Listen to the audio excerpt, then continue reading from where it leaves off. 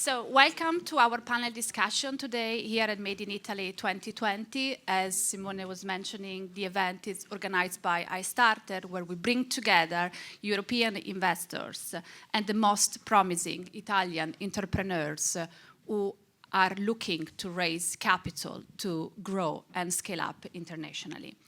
My name is Giorgia Pozzoli. I am an equity partner of iStarter, and I will be the moderator of this session today. And I'm very pleased to be joined by an impressive panel of leader thinkers who I'm sure will make our discussion very interesting and entertaining today.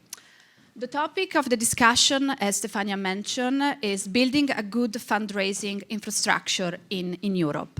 And since Simone didn't bore you with any numbers, I'm going to just throw you a few numbers on the market in Europe right now, which is quite exciting. With a bit more than a month left to go to the end of the year, 2019 has already broken records. I mean, according to the data provided by PitchBook, so far this year, fundraising for startup in the continent is up nearly 1.2 billion euros, with over 21 billion euros raised so far by startups in Europe. And the development of different innovation centers in Europe helped this grow. And this is something that we're going to discuss with our panelists today. So the goal is to disclose some of the insight about the current status of venture capital market in Europe, including the trends that we can see at regional levels, as well as let's try to get some secrets from our panelists in order to be successful on this fundraising effort. To kick off, I'm going to ask each of the panelists to introduce themselves and the companies, and I'm going to start from my left side. Thank you, and thank you for hosting us. So I'm from iDefense Partners. We are based in Paris, but we have office in 6 countries. We manage about a bit more than 8 billion, of which nearly 3 billion are in venture capital. We like to start from Series A, so our sweet spot is 5 to 10 million, then we can go up to 50 for startups. We have done 100 exits, including several unicorns. We have 200 companies in the portfolio. Our focus, as I mentioned, is all broad digital, and then smart city space. For us, is mobility, smart supply, prop tech, industrial tech, basically, and smart energy. Everything that will allow you to do the same thing with less resources. Hi, I'm Irene. I'm a partner in Red Capital Partners. It's a new European venture capital fund investing in startups, early stage companies across Europe and Israel. We invest in sectors that are growing globally, where there is a strong European demand and where Israel is a strong technological hub. Our headquarters are in Madrid and I'm based in Tel Aviv. Good morning. My name is Juliette. I'm a VC investor at Octopus Ventures. Octopus Ventures is a VC based here in London with 1.2 billion under management. We focus mainly on seed, Series A, Series B deals, so anything in between £500,000 to £25 million. Sweet spot being 1 to 5 million. We have an office also in New York where we help our portfolio to expand into the US market. I think first clients, help with regulation, etc.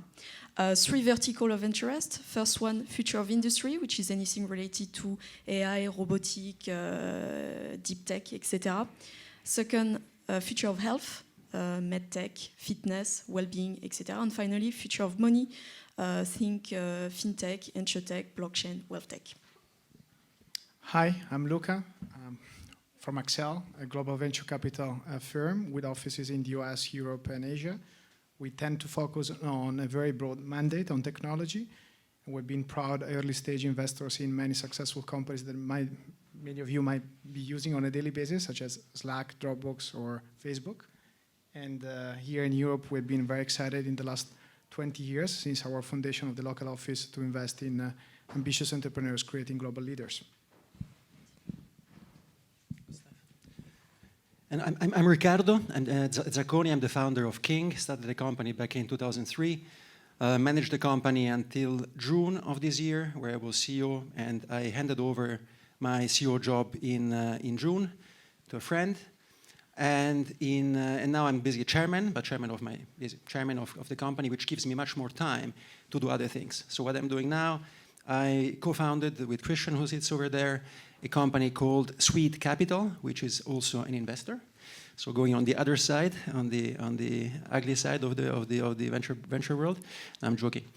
But fundamentally, what we do, it's only our money. So we didn't raise another fund from third parties. And we focus on mobile consumer, and we try to use the expertise we've built and also the mistakes we've made over the many years to help others succeed. And then next to that, I also set up a foundation, a charity, focused on rare genetic diseases. And I also have a bit more time. Thank you, guys. Thank you. So for Riccardo, especially since he has this both sides of being an investor and entrepreneur, we're going to try also to capture that angle from the question. But let me start with the question for everyone. What is the single most important thing you are going to look at when evaluating a startup or a new business opportunity? Team, I think. It's pretty much, I would guess, the common team. So, I mean, you wanted to it depends also what stage you're investing, but especially if you're in the early stage of the company, whether it's seed or Series A, basically you're valuing a company on numbers which are on an Excel sheet. And you want to make sure that the person in front of you actually has the endurance, has the capabilities, has the guts actually to really make it grow and make what he says, or at least partly what he says, which will be enough. I would say that there are two things. It's very hard to choose one. And obviously, as investors, you're looking at a complex sheet of data. But I would say that you need to have a very strong product market fit, a demand, and you need execution capabilities of the team. So they need to recognize a great demand in the market and then execute and reach their product market fit in the best way possible. And I think that it is a complex demand, but it's very important to have both of these sides together. And these are the pillars on which I believe every good business is based upon. Yeah, I think to take a step back, first getting fundraise and getting money is a process that is extremely competitive. To give you an idea, we see about 5,000 opportunities per year. We take maybe 400 meetings, and out of those 400 meetings, we do 10 to 15 new investments. So the process is extremely competitive. And of course, as an early stage, as my people on the panel mentioned, team is number one. I'll say another one, the market opportunity. The market opportunity needs to be huge for a VC to get into interested in the opportunity.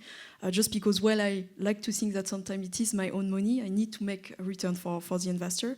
And anything on the 1 billion opportunity is very hard for us to get comfortable. So definitely market size as well.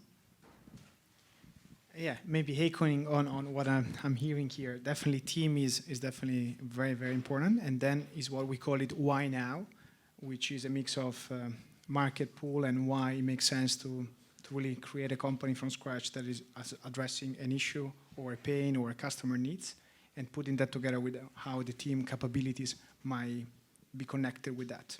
I think this is a combination of these elements altogether. Since we all mentioned the team, have you ever happened for any of you to find a good company with good numbers and good business plan, but with a management team that you particularly didn't like? And what you have done in that case? You did not invest, or? Yes, we did not invest. Ditto. It can happen and it's not nice. Obviously, they're not telling this, but I can tell you. So yes, we did it, and maybe we regret it after a few years because we are making mistakes ourselves as well, and there's no problem with that. Yeah, exactly. Because sometimes you don't realize, maybe you might not be able to realize straight away that the team is not. Sure. Sorry. When I mean we don't invest if we think we may be wrong. I always have this nice example. We have met BlaBlaCar. We are based in France, so BlaBlaCar was for us. We met them 7 times. And for 6th time, we told them true because we really like the guys. And said, but this business model, I mean, we're not going to fly, etc. And then at the end, they actually changed the business model to what actually we kind of discussed together, but they went with another VC. Okay, thanks. Riccardo, since you've been on both sides, as I said, of the spectrum, would be interesting to see how did VC did not appreciate in your business when you were initially looking for money, and what you have learned from your relationship with VC at that time? So basically, if I can give you some context. So we started the company back in 2003, and 2003 was a very toxic year. So no one was investing. It was really, really bad. So we tried to find financing, and it was very difficult, so we put in our own money.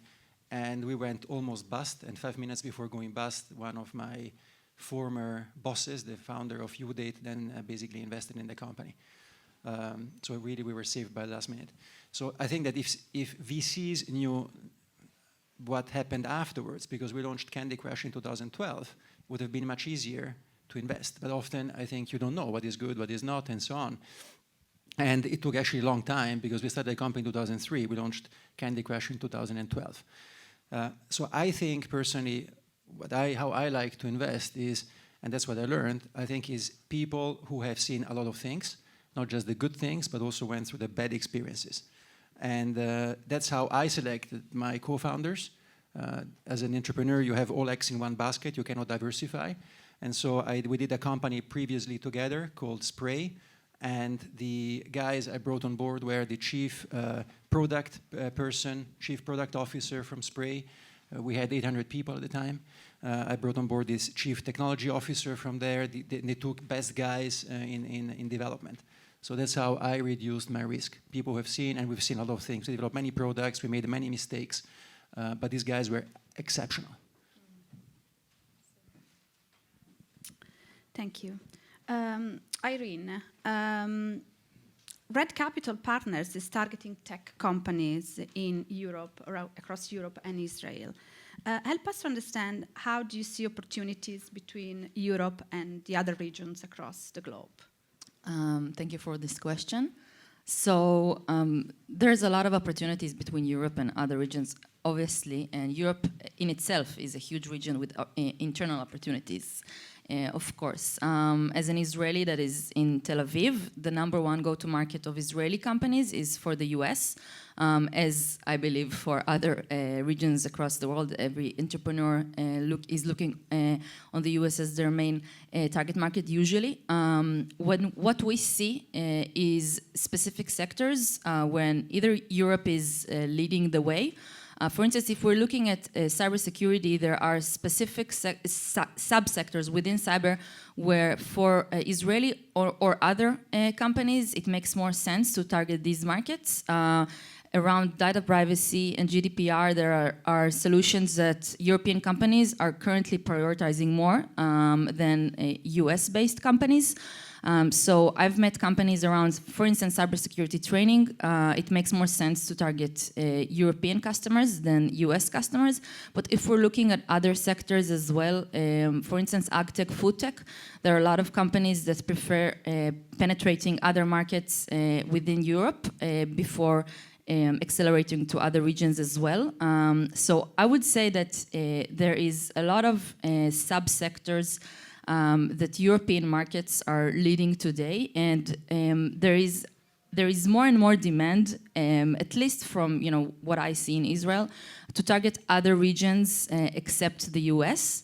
Obviously, it's also a reason of less competition. If I'm looking at cyber as another example, within that sector, there are specific areas where the US is completely crowded with solutions. It's very, very hard to differentiate. But within European markets, in specific European markets, customers are looking for solutions that can address their issues. And if you're smart and you have a very good channel distribution strategy, you can reach these customers that your competitors are not targeting. So you need to be very smart when you're doing that. But but I do believe that there is a lot of opportunities around specific sectors.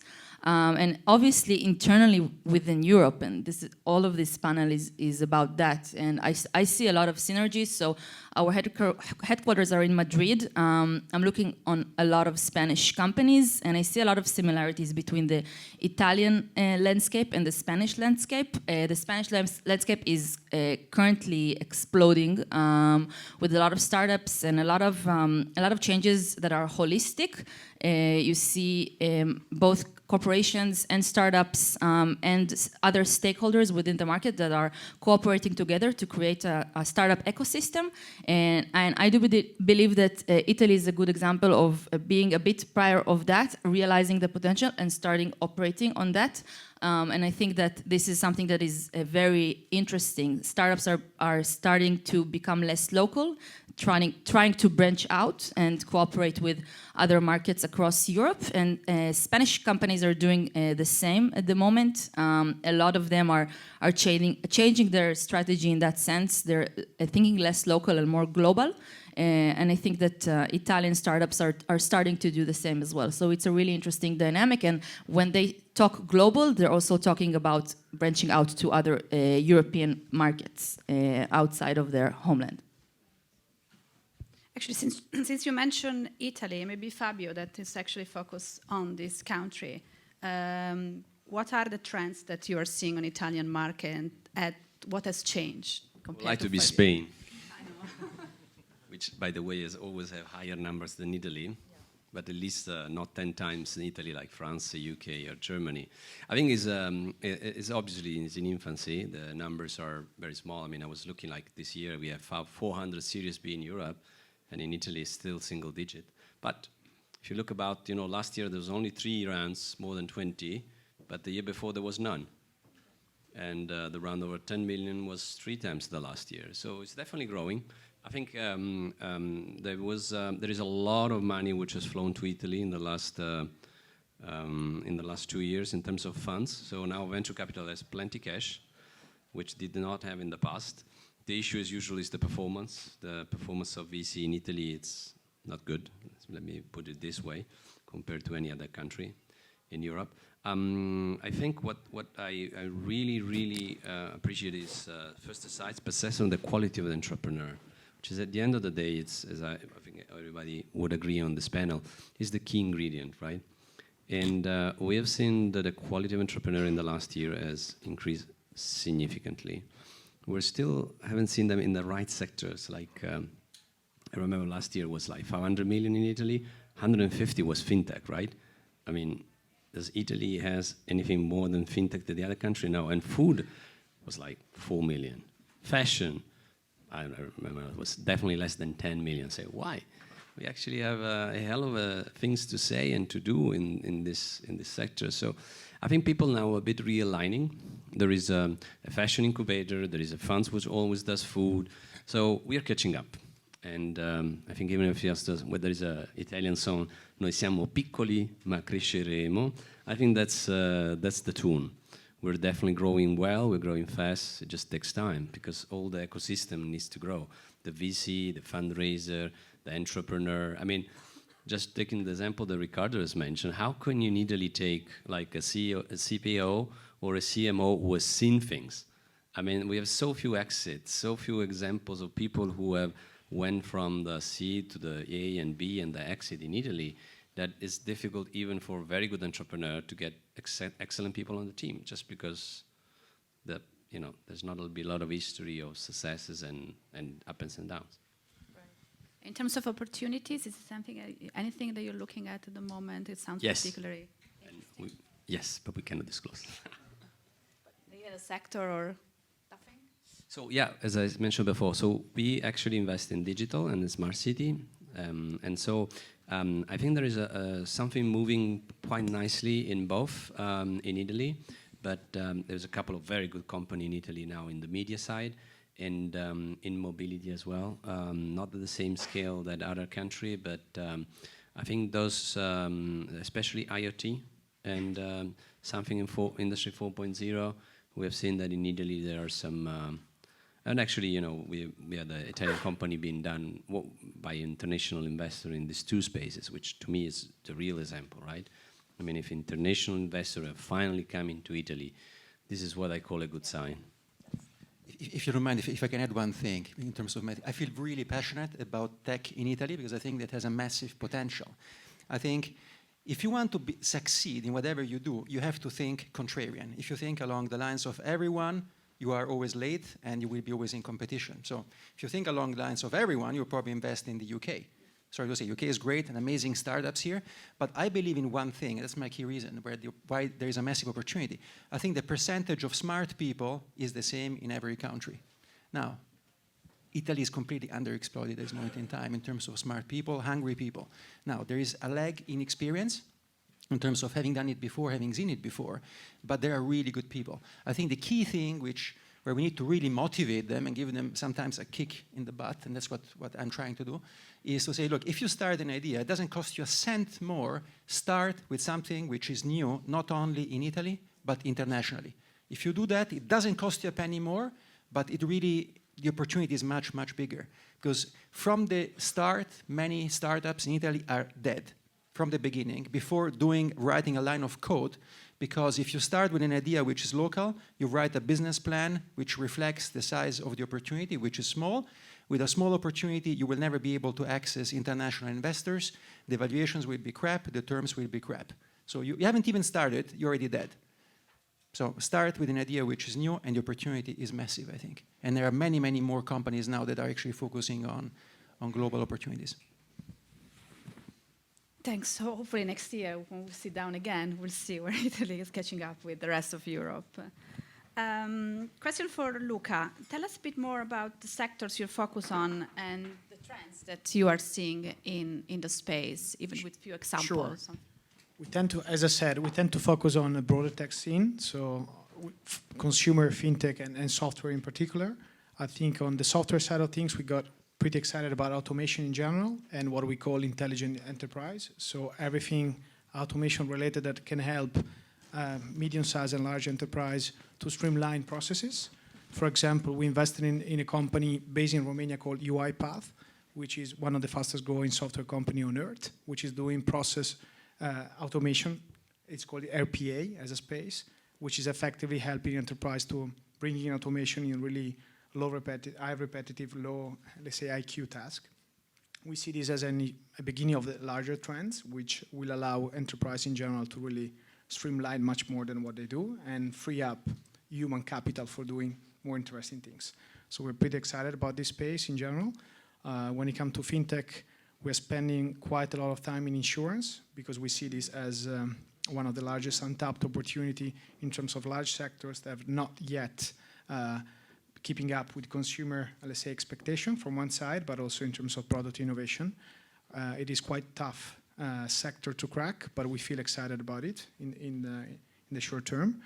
And then on the consumer side of things, we feel pretty excited about what we called vertically integrated marketplaces. We truly believe that the next generation of marketplaces will not be a layer that is not adding too much value and services to the consumers, but rather needs to bring more innovation in owning the full stack of processes, which brings more complexity, but at the same time, we feel excited about the opportunity that comes with it. Does Italy play any role at the moment? I think Italy can play a role. We made an investment, and actually, we're proud to have made a couple of investments in Italy, and there's no limitation for us to do any investment. I think what Riccardo was saying is very important. We're feeling excited about those opportunities, regardless where they're starting from. They are really thinking global from day one. They're really thinking, trying in a way that really bring innovation, not just copying some other models that are successful somewhere else. And by those entrepreneurs that are really laying the foundation for making this to happen. And I think Italy has a lot to offer. Unfortunately, we see a little bit of limiting the ambitions in the entrepreneurs early on. And we feel excited because there's a lot of human capital available, as Riccardo rightly pointed. I think we don't have yet seen what Italy can offer, but we're positive, absolutely. Juliette? Yeah, just to go back to the previous question, but So for us, obviously at Octopus Ventures, we only invest when there is a UK entity. It can be, the HQ can be everywhere around the world, but we focus on the market that we know and help the startup to grow. But to give you an idea, currently in our portfolios, two of our most active portfolio companies are led by Italian people. So Depop, which I'm sure many of you know. I'm not cool enough to use it, but it's a fashion tech, and Bought by Many, which is an insurtech, a pet insurance company, also with an amazing CFO, Italian. So we love Italian leader for sure, and definitely very keen to back them. So yeah, to go back, I guess there are as many smart people in every country. In terms of what we look, I'll give you my point of view on the fintech side, because this is what I focus on. I think we've seen a first wave of a lot of B2C app and B2C value proposition. Right now at Octopus Ventures, we're really trying to understand the back end and the plumbing of all those fintech innovations, specifically in payments. You see now people paying with their, basically everything that they want, with their watches, with their eyes, or with their faces. But we're really trying to focus on how can that work, and how can it be safe, how can it be secured, how can you prevent fraud. So kind of on the edge with cybersecurity, and the back end of payments is very much what we're actually doubling down currently at Octopus Ventures. Thanks. Riccardo, when you graduated, everyone probably wanted to work in banking or in finance at the time. That was the hot sector, or consultancy, while today everyone wants to be in tech. So how do you see the difference between someone like you that has gained experience in consultancy before becoming an entrepreneur versus some of our startuppers, maybe also here today, that they just became entrepreneurs straight after university? I'm very envious, because it took me 10 years to come up with an idea. But said that, I think that... Did your background help you on that one, do you think? Well, if you look at my background and what I've done, my desire was always to be an entrepreneur, to build my own company, but I had no idea what to do, first of all, besides saying how to do it. And so I tried always to choose roads which would not preempt me from doing something, so leaving me all the doors open. So I studied economics. And what I learned at the end is basically how to read a good financial newspaper, but I still didn't know how to do my startup, and I had no idea what to do. And then I did consultancy exactly for the same reason, to leave all my doors open. So this said, actually I spent 8 years in consultancy at BCG, the last 6.5. So what I learned there, and that actually was very useful, like all the things which I learned also before in economy, that when you learn them, you don't think they're useful, was to always think 2 steps ahead. I really believe that just by thinking, you can resolve 80% of the problems, and many people just don't think 2 steps ahead, okay, what if, and working in scenarios. And that's something actually which has been very, very useful many times in my life as an entrepreneur. I have a question for you. Do you think that entrepreneurship is becoming a profession, that more and more people want to go to be an entrepreneur? I think the big risk is that it's a bit fashionable. And then people think, oh, it's so cool to be an entrepreneur, and you can wear smart, cool shoes or fun shoes and so on. Actually, if you go through it, it's actually much harder than you think, because I can give you my example. As we were discussing earlier, no one wanted to invest. So I put in all my savings to start the company. I had everything in there. I had to reduce my costs. I went to stay for 2.5 years in the flat of a friend of mine. I had really nothing. I gave away the car, everything. So if you lose in that situation, it really hurts. And I was living in London, where all my basically friends and so on, they were all in banking, so they were really cool. And when we went together for dinner, then I was always hoping that they wouldn't go in an expensive restaurant. So I think that's why when you're an entrepreneur, it seems cool, but the most important advice I give to an entrepreneur, if you start something, 2 things. Number 1, start with an idea which is really new. Don't just start with a copycat, otherwise you will suffer for the rest of your life. And the second one is choose really well your co-founders with people who are really good. So if you don't have a good idea and you don't have good people, just wait. You don't have to start a startup. At some point in time, it will come, the good idea, and you will collect a lot of good people over your lifetime. That's what I did. It took me basically more than 10 years to come up with an idea which was basically new in the markets we were starting and with really good people. If I may answer to Irina, I really think in Italy the issue is when the guys coming out of university. So if you go to, my nephew, one is Stanford, one another is MIT, etc. And you go there and they say, who wants to be an entrepreneur? And, pretty much everyone raised their hand. And if you go in Italy, you go to the best university, the hands are not there.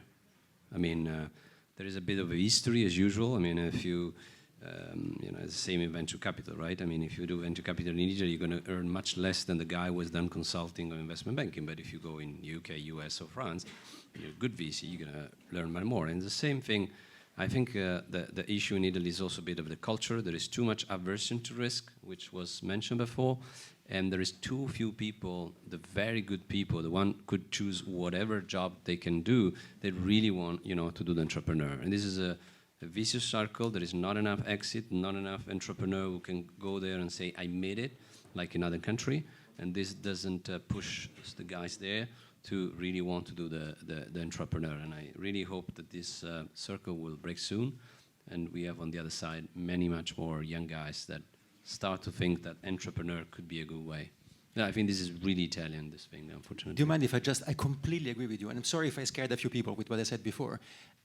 I couldn't agree more. I think that you live only once, and if you have a dream, I think it's a passion you have inside. You cannot invent it.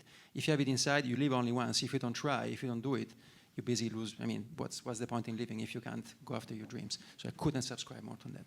And you're right, there is too much risk adversity in Italy especially. Do you think university can play any role in breaking this? Start with, instead of coming, the usual 80 years guy who are somehow, done the things, just to pop up some of the entrepreneurs who actually have already done something. I mean, I remember, HAC, which is one close to Paris, kind of very similar to Bocconi. You go to the career fair, they give it for free to 50 startups to try to attract the guys. I mean, I went to the same thing in Bocconi, which is actually, to my understanding, the best university in Italy. There was no startup in the career fair. I mean, why, these guys should at least have an option in understanding what does it mean to be, and help them to give them a view what could be. And maybe the guy with a passion, maybe they would say, okay, I need to do this, maybe not now because I still, but they will think that there's an option. Perfect. Anyone wants to add anything? This one? No. Okay. How much time we have? 10? So what are the common mistakes people make when pitching to VC that you wish they would stop making? Who wants to take this one? Maybe I start. I think valuation, especially here in London. It's a touchy subject, but I think there are massive misunderstanding of valuation here. Yeah, I think the people think that the entrepreneur wants the max possible and the VC wants the minimum possible. This is not true. We always want the fair value of the company. I think having a too high valuation is probably one of the number one things that make one of our startups fail for the next round. Just because imagine the amount of stress and on how much it put on yourself to have to double down a valuation that is made on hardly anything. It's one of the number one mistakes that our portfolio are doing, and you would be surprised how hard it is then to raise for a Series B, for example, which is extremely hard if you start with a crazy valuation. I would say that I think that entrepreneurs a lot of times, especially less experienced ones, they don't think that about the aspect of creating a relationship with the VC that they're talking to. Eventually, you're being questioned. You're on the hot spot, but the VC is also on the hot spot. Obviously, when you're a brilliant entrepreneur and you're an experienced one, when you'll enter the room, they want to impress you as much as you want to impress them. But The young ones, I think that also need to think about the fact that they need to ask some serious questions in the room, and they need to start think about that meeting as a discussion, less of a pitch, and more of creating a relationship. And I think the best, the best companies that I've worked with, the discussion started this way, and it started a relationship. And each meeting, I went out and I thought to myself, this wasn't a Q&A. This was a discussion, and we started working together pre-investment. And I think it's not a mistake not thinking about that, but I think that it's creating a different kind of formation, a frame to the dynamics of power in the room. And I think it's very, very important. Obviously, again, when you're experienced, this will happen naturally. But when you're young and you need to impress the VC, I would come into the room in that mindset that, this is a discussion, we're getting to know each other. I want to know with whom I'm going to work with. This is going to be the most important relationship in your life. When it ends, it's more, it's horrible more than a divorce. So I would, definitely think in that framework. Which means coming prepared to meetings. I think sometimes we're really fascinated by people that are on the good side, can impress us and really behave exactly as you said. But unfortunately, many other times from people that are not really coming prepared to discuss, not coming prepared to really explain why they feel excited, which seems to be obvious, but it is not, right? So we are not obviously as excited as you are if you don't understand why you are excited. I think this is it's very common, unfortunately. And I would also add that if you don't know an answer to a question, that just say that, just say that you don't know. You would love to, talk to that VC and think together. That is the best way possible. And the VC knows that you're in early stage, that there's no shame in saying that. There's no shame in saying, I just don't know yet, but let's discover this together. Irene, you mentioned an interesting point about building a relationship. And there is always this problem about how often do I need to be in contact with the VC. I don't want to kind of stress it too much. What's the right balance? Or how you expect, I know it's a difficult answer because probably business is different and every startup is different. But what's the best way to develop this relationship? I don't think that there is, one answer to this question. Again, this is why I think that it's super important to set the terms in this first meeting. Obviously, if the VC knows you before or they got a warm intro, it already starts in a different way, the meeting. But, again, framing it as a discussion and being friendly with that person and starting to see how this relationship evolves gives it more natural flavor in the conversation between the VC and the entrepreneur. But I think that it's very hard. I mean, eventually it's, you're talking about a business transaction, and eventually, 99% you're going to be declined. So that's reality. But I would, be super. I think that the most important thing is to be super quick to any question that they're asking you. You need to answer these emails very quick and to show resourcefulness and not to disappear for 2-3 days.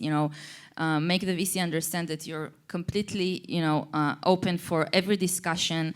The criticism that you'll get sometimes, I think that there is a very fine line between accepting it and saying, this is my way. And this is one of the most important and hardest things to do as an entrepreneur. You know what you want. This is your business. But you're also, you want to build that relationship with the VC, and you need to hear what he or she has to say, because maybe they've seen some other things that might have some sense in what they're saying to you. But it's a very fine line between accepting that criticism or feedback, but also continuing in your path and showing that strength in that relationship. I think again it drills down to that dynamics of power, showing that you're the CEO. You can, you're the one that navigates that ship, and they just tell you sometimes west, sometimes south, but they're not the CEO. They're not the navigators. So creating that relationship. I think that is the single most important thing in the process with VCs. Riccardo, what is important as an entrepreneur, and what do you learn about yourself as a leader? Well, I think that I can tell you what is important as an entrepreneur who starts a company. I think many things, most things actually change over time from when you start, including the strategy. I think the one thing which really does not change or should not change and should strengthen over time is the culture you build in the company. So when you start and slowly grow, it's like a pyramid. People who come after you, they will look at you, who are at the top, to understand how I should behave. And this includes everything. This includes, when you come to work, how hard you work, how you think, if you're allowed to make mistakes or not, if you get angry if someone does mistakes, if you admit to do mistakes. So the culture we tried to have in King was a culture where making mistakes is part of the business model. We develop many games, but most games we develop actually never see the light because they're not good enough. And it's okay. I make mistakes all the time, and I say, look, I made this mistake, I'm sorry, and so on. Fine, let's move on. And treat people like we want to be treated. So I always think you always meet twice. So this means also if someone leaves the company, you have to take care of the person as well as when the person comes in the company, because he will be a referral for other people. And many people who left King, after a while, they tried their startups, and then some of these startups, of course, don't work, and they came back. So those are a few things. So I think probably that's the most important advice for the long term. So I'm going to wrap up with one last question. Probably we touched upon this topic already in a few of the answers. But what's your advice to founders that want to build the next 1 billion company in a few bullet points? I'll take the point mentioned before. So think long term, but act short term. And when I say think long term, you want to make sure that you have a vision, that you have a plan, and you can actually be a billion company. But then most of the startups die because they run out of cash. So you want to really make sure that you understood what you want to do, but on the other side, if you think that your Series B will take between 4 or 7 months, make sure you have the cash for 8, and manage for the cash for 8. And so on. So I think you have to balance that, and in the meeting is important because sometimes we focus on the long term and we want to see the people excited, dynamic, or what they're going to build and how they're going to build and so on. And then it comes questions like, okay, what's your cash? What's your monthly burning rate? We like quick, precise question, but we want to understand that the guy in front is in control. And sometimes he's simply not. I would say there's going to be a lot of tough moments on the road. It's a very, very long road. And I would say that one, you have to surround yourself with people that you can, lean on, family, friends. I think it's super important for entrepreneurs to have that safe net. And two, I think that you should always, when in these hard moments, you should always think about why you started and try to, visualize that and understand what is your main target on the road, and understand that everything that is happening now, for the good and for the bad, you're learning from it and you're going forward, and that is the most important thing. And it's a super hard journey, and you have to find the best people to surround you in this journey, and you also have to find internal strength and realize why you started what you started. I think that's the most important advice that I can give. Yeah, I guess I'll go back to what you guys said. I think resilience, be bold. I think always remember that at the end of the day, you are the pioneer. Our job is basically to make £1 become £3 in 2 years. You are creating the next business generation and the next pioneering business, and this is a badass mission. So yeah, take care of yourself, have an impeccable mental health and physical health, and it's a long journey. Yeah, I will add, be focused, because on the negatives and on the positive, I heard a lot, but also be focused on things that really matters, because it's so easy to be distracted at all stages of a company that without being focused on execution, actually you will never be able to succeed. I think this is a key ingredient for every successful entrepreneur that we backed and we meet, actually. And then at the same time, I want to be positive as well. I think there's never been such a great moment in history to be an entrepreneur these days.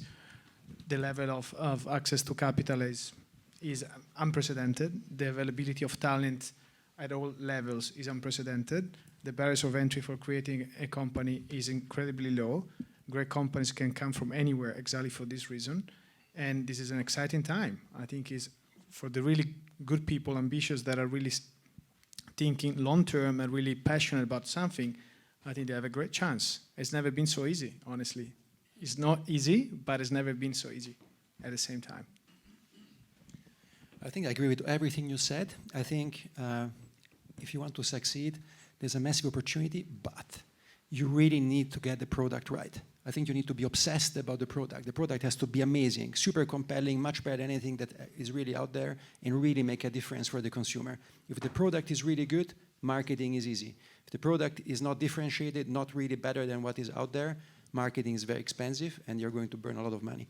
If the product is really good, start from small, try to understand the economics around it, and then you can scale really, really fast with all the platforms and everything that now is available that was not available, for example, back in 2003.